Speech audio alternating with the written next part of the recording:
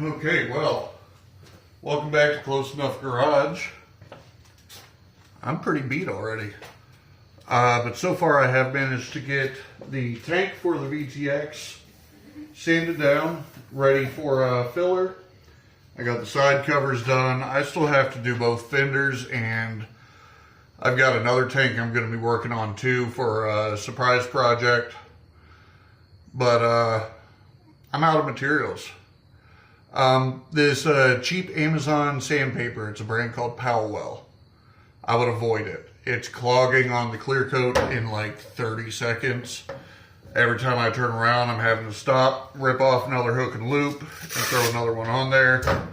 As you can see, this is 320 grit, and there was nothing left of it.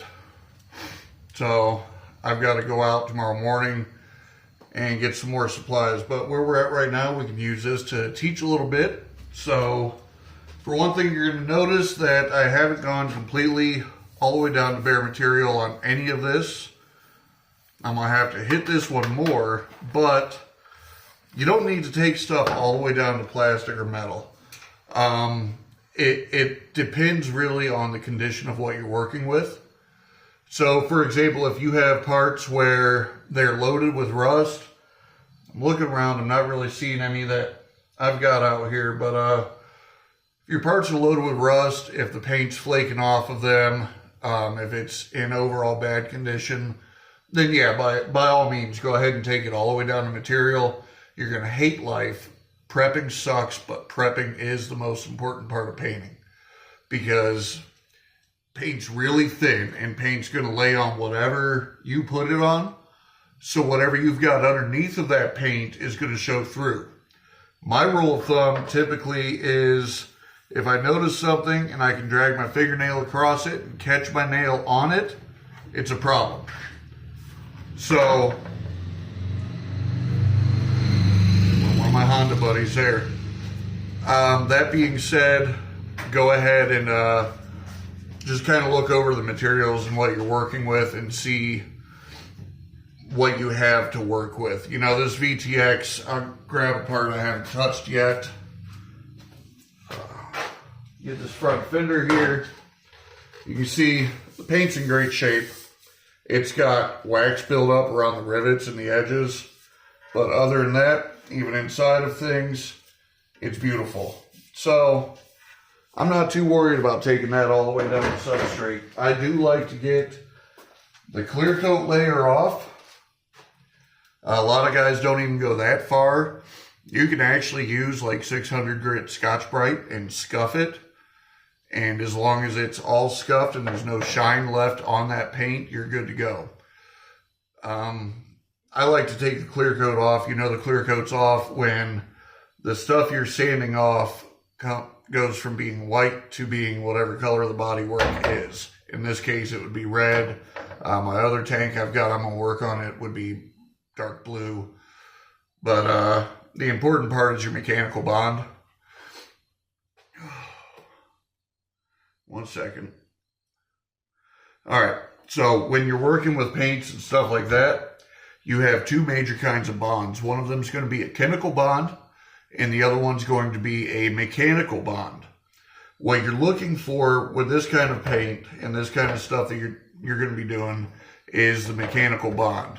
So what's, you know, you don't have two chemicals coming together and creating a mass together and locking in like this. You got two surfaces.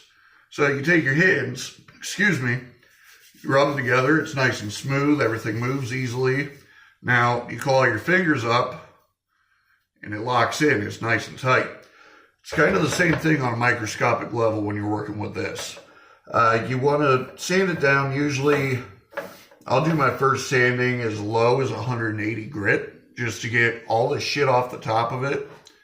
Then I'll come back through and hit like 400 grit because of the primer that I use can cover down to 320. So you're not going to see any scratches or sanding work through that body panel. In this case, I'm at 320 here. This is actually that heat damaged part too. I was able to get some heat on the outside and work it around some heat on the inside and work it around and push it through and get it, honestly, about 90% level. It went from a big old ugly dented scar to Harvey Dent's face now. And that's going to be a lot easier to fill in and get that smoothed in and make that all disappear before the prime goes on. But, yeah, so you want to kind of get it down about 400 to 600 grit for your first sanding, get it all over. If you don't have your orbital, DA, whatever, you're doing it by hand, that's fine, because I actually finish them by hand anyway. There's a lot of places I'm going to end up missing, especially around these edges. I don't want to start burning down into the material with the sander. So I'm actually going to take like 600 grit Scotch-Brite and come back through and just, once again, just scuff it all. Get all the shine off of it. Not worried about getting down to the black plastic. That's fine.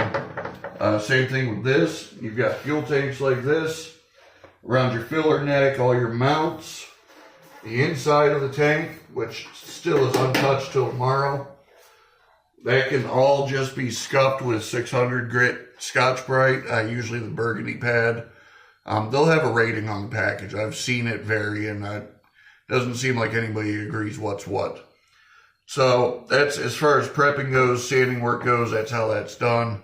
Next, once I get everything sanded and worked in, I'm going to come back through, and I'm going to take Bondo. A lot of body guys hate that now because there are a lot of better options, but we're doing this on a budget. The Bondo, I can get about 15 bucks for a little jar. It's usually enough for any motorcycle job I've got.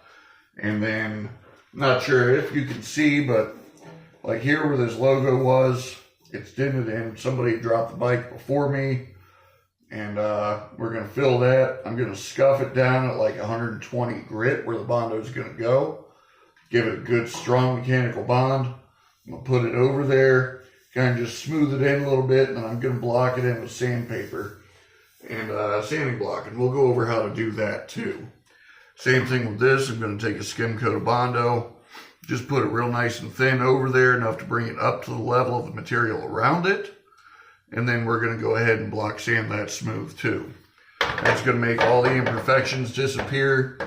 After that, you get into like your first prime and then your guide coat and cleaning all that up, getting it all smoothed in, and then your next prime and all that stuff. Like I said, prep is important. Paint's going to show any imperfections that are underneath of what you're working on, so you want your body work to be good. Other than that, there's not a whole lot going on right now. Like I said, I'm going to go hit the store tomorrow, get the rest of the stuff I need. I didn't think I need any more, but cheap sanding paper does what cheap sanding paper does. So we'll get this finished up tomorrow, probably get a coat of Bondo on everything that needs it. I'm going to try to hammer out that dent on the front fender too, and we'll go from there. We'll have it ready to go ahead and prime maybe Monday afternoon, something like that. At any rate, hopefully I've taught somebody else something new today. Hopefully we've been able to help somebody. So go ahead, do the thing, the whole like, subscribe, share, all that fun stuff. Tell your friends about me. And remember, there's going to be something in every video you're going to want to pick out.